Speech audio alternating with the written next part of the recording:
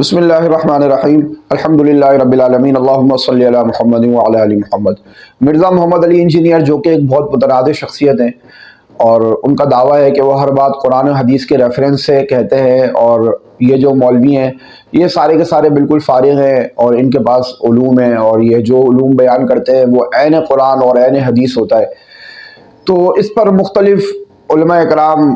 ان کے اوپر ویڈیوز بناتے رہتے ہیں، آئے دن کوئی نہ کوئی ویڈیو آتی رہتی ہے، آئے دن کوئی نہ کوئی بھنڈ ان کا کھلتا رہتا ہے۔ لیکن اس دفعہ جو مفتی یاسر ندیم واجدی نے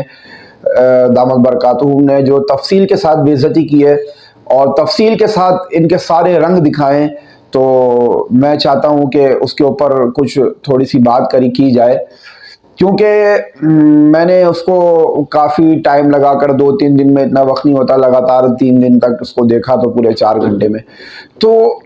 جو ہدایت کا متلاشی ہے اور جو انجینئر مرزا سے صرف اس وجہ سے جڑا تھا کیونکہ وہ قرآن و حدیث کی بات کرتا ہے اور وہ فرقہ پرستی سے بچنے کے لیے تلقین کرتا ہے، تو اس کے لیے تو یہ بیش بہا خزانہ ہے علوم کا۔ اس لائیو اسٹریمنگ کو ضرور وہ دیکھے بندہ، اور پھر اس کے اندر کوئی چیز بھی انہوں نے چھوڑی نہیں ہے کہ مرزا محمد علی انجینئر کے جتنے دعوے تھے وہ سارے دعوے اس کے اندر باری باری رکھتے سارے دعوے اس کے اندر توڑ دیے، اور خود انہوں نے بھی شرکت کی۔ اس کے علاوہ مرزا محمد علی انجینئر پر تفصیل سے کام کرنے والے علامہ محمد عمران صاحب، انہوں نے بھی اس میں شرکت کی، اور تو کم 2 لاکھ لوگ دیکھ چکے ہیں اس کو۔ اکثر لوگ اس کو دیکھ ہی چکے ہیں، لیکن چونکہ اکثر لوگ، میں سمجھتا ہوں کہ ایسا نہیں ہوگا کہ اکثر لوگوں نے پورے 4 گھنٹے لگا کے دیکھا ہو۔ تو کس طریقے سے مرزا صاحب جو ہے نا وہ سیکولرزم کو پروموٹ کر رہے ہیں پاکستان میں، اور کس طریقے سے وہ اسلامی تشخص کو مسخ کر رہے ہیں، کس طریقے سے وہ حدیث کے اندر دجل سے کام لیتے ہیں، اور کہاں کہاں پہ مرزا صاحب نے کیا کیا بھنڈ مارے ہیں، وہ سارے کے سارے اس پوڈ کاسٹ کے اندر انہوں نے بالتفصیل رکھے، ایک ایک کر کے۔ تو اب میری ان دوستوں سے گزارش ہے جو مرزا محمد علی انجینئر صاحب کے ساتھ صرف اس وجہ سے جڑے تھے کہ وہ قرآن اور حدیث اور رسول اللہ صلی اللہ علیہ وسلم، اللہ کی اور اللہ کے رسول کی بات بتاتے، تو ان سے گزارش ہے کہ وہ اپنے ہوش کے ناخن لیں، اور آپ کو قیامت کے دن جو ہے نا کوئی بھی کام نہیں آئے گا۔ تو اگر اس پوڈ کاسٹ کو آپ نے نہیں دیکھا ہے، یا لائیو اسٹریمنگ کو، اس کو اگر آپ نے نہیں دیکھا ہے تو اس کو آپ تفصیل سے دیکھیں،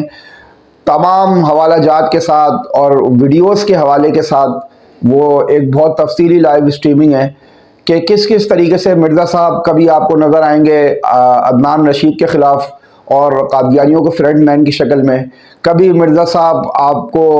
ائمہ مجتہدین پر بکواس کرتے ہوئے نظر آئیں گے، کبھی مرزا صاحب آپ کو ایسے دجل میں مبتلا کریں گے کہ وہ جو انہوں نے اس کے اندر لگایا کہ یہ کس طریقے سے کتابوں کے اسکین لگاتے ہیں، اور وہ پاپ اپ ہوتا ہے اور وہ کتاب کا اسکین آتا ہے اور وہ کتاب کا اسکین چلا جاتا ہے، اس کتاب کے اسکین کو روک کے وہیں پہ جو مرزا صاحب نے نشانات لگائے ہوئے ہیں اس کو روک کر اس کے اوپر انہوں نے اس عبارت کو پڑھا، تو وہ تو کچھ اور ہی نکلی، اور مرزا صاحب اس کا کچھ اور ہی مفہوم لوگوں کو دے رہے تھے۔ تو اللہ تبارک و تعالیٰ کا یہ اصول ہے کہ ہر آدمی کا ایک وقت آتا ہے، اور اس کے بعد پھر اس کا ایک تنزل بھی ہوتا ہے۔ مجھے لگتا ہے کہ شاید اس لائیو اسٹریمنگ کے بعد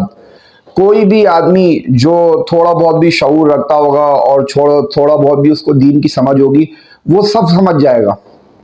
اور شاید یہ ایک آخری ان کے تابوت کے اندر کیل ہے جو گاڑ دیا گیا ہے۔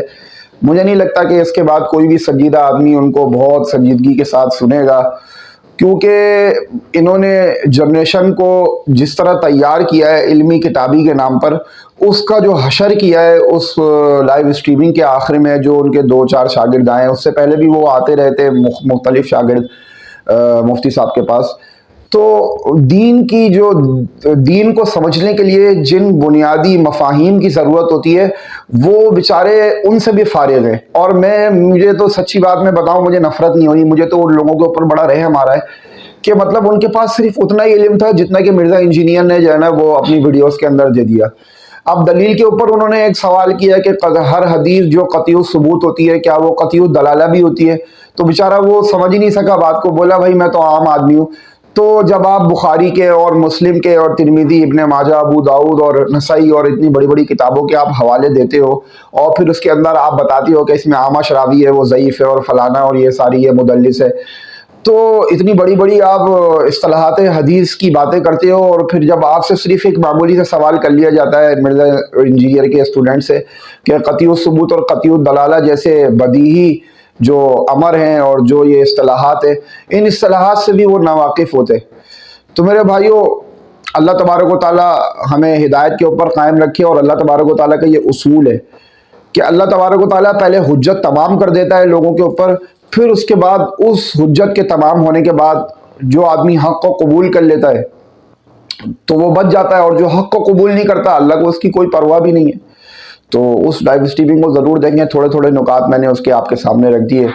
اور امید ہے کہ آپ نے دیکھی ہوگی. اگر پوری نہیں دیکھی تو اس کو وقت لگا کے تھوڑا پورا دیکھ لے اور لوگوں کو سینڈ بھی کرے، کیونکہ اس کے ذریعے سے اللہ تبارک و تعالیٰ پتہ نہیں کتنے لوگوں کی آنکھیں کھولے اور کتنے لوگوں کو ہدایت دے. وآخر دعوانا الحمدللہ رب العالمین.